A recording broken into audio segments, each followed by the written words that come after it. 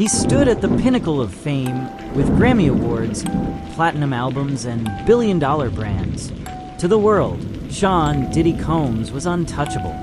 More than a mogul, he was hip-hop royalty, a man who turned dreams into dynasties. But behind the gold chains and champagne toasts, prosecutors allege a much darker reality.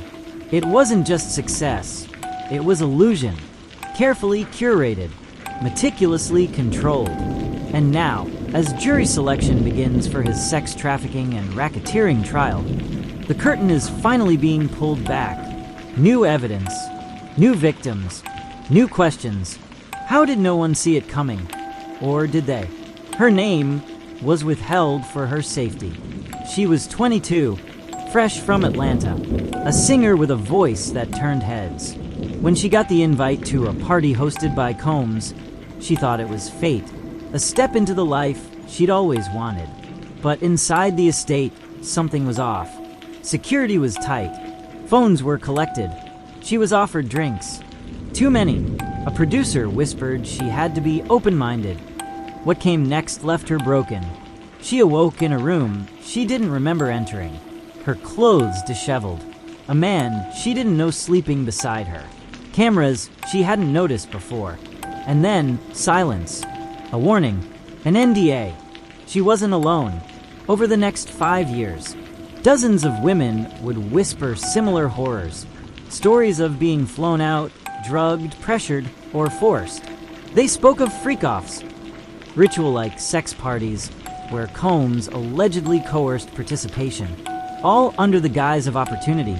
The mansions, the yachts, the luxury hotels, all perfectly curated stages for what prosecutors now call premeditated exploitation. According to FBI documents, certain rooms were outfitted with hidden cameras. Staff were instructed never to interfere, and some were allegedly paid to manage event logistics, escorting women, supplying substances, disposing of evidence. One former bodyguard described the events as choreographed orgies, claiming women were deliberately isolated and manipulated. Text messages retrieved from confiscated phones reveal chilling instructions from Combs to his team. No phones, no mistakes, keep them compliant. This wasn't about consent. This was about control. Born in Harlem, Sean Combs grew up in the shadow of violence. His father, Melvin, was gunned down when Combs was just 2 years old. Raised by a strong but overwhelmed single mother, he learned early how to hustle, how to charm, how to win. But under that charisma, forensic psychologists suggest, was a festering wound, one that never healed. He developed classic traits of narcissistic sociopathy: manipulation, lack of empathy, a deep hunger for control. His life became a performance, and everyone else became cast members. The women were not lovers, they were props. The assistants, not employees, but pawns. Friends became facilitators. Enemies disappeared. Combs, insiders claim, built a world where his word was law and his needs sacred. In private, he was volatile. According to civil suits and leaked testimonies, outbursts of rage were common. He allegedly destroyed hotel rooms, assaulted staff, and threatened accusers into silence. One therapist working with a former associate said it best: he wasn't just creating music, he was creating myth, and he believed it. Just 10 days before trial, a judge made a landmark ruling.